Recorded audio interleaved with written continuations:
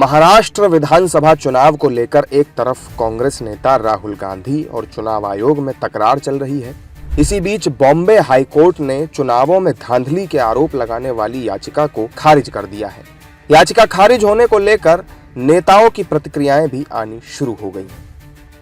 कांग्रेस नेता पवन खेड़ा वोटिंग के दिन की वीडियो फुटेज की मांग कर रहे हैं। में महाराष्ट्र की digital machine readable voters list हमें दी जाए।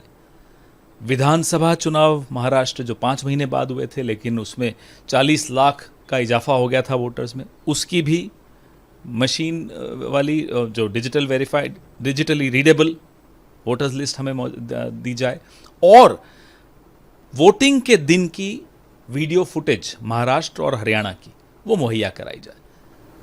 देखते हैं, हमने उनको 7-8 दिन का समय दिया है, हम इंतजार कर रहे हैं। तो पहले हमें आंकड़े तो देंगे। जो हम मांग रहे हैं वो दिए बगैर आप बुला रहे हैं, क्या चाय पीने बुला रहे हैं?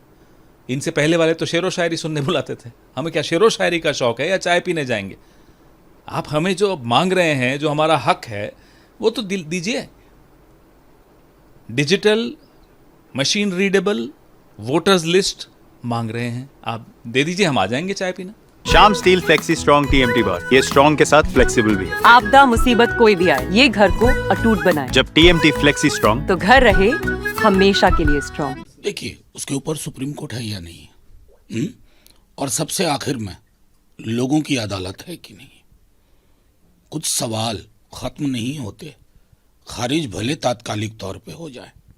बहुत सारे सवाल हैं जो इलेक्शन कमीशन को चुभते हुए सवाल है, उनकी अपनी पवित्रता के लिए।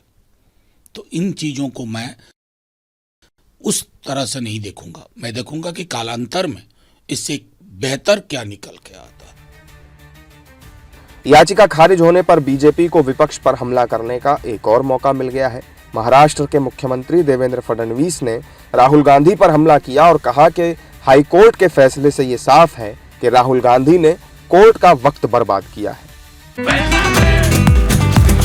ये स्टाइल का मामला है। रूपा फ्रंटलाइन।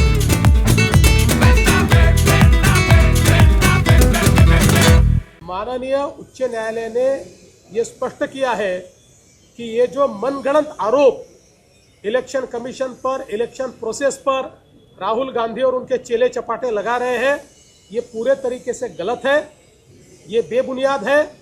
कोर्ट ने तो यहां तक जाकर कहा है कि हमारा टाइम इन्होंने बर्बाद किया है, और आगे जाकर कोर्ट ने कहा है हम तो चाहते थे कि इनके ऊपर कॉस्ट लगाए, लेकिन हमने अपने आप को कॉस्ट लगाने से रोका है। अब राहुल गांधी, मुझे ऐसा लगता है, अगर थोड़ी भी होशियारी बाकी होगी तो इस प्रकार के आरोप लगाना बंद करेंगे।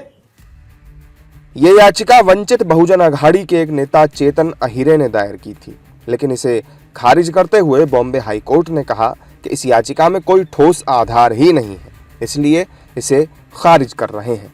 फिलहाल कोर्ट द्वारा याचिका खारिज होने पर कांग्रेस बैकफुट पर नजर आ रही है।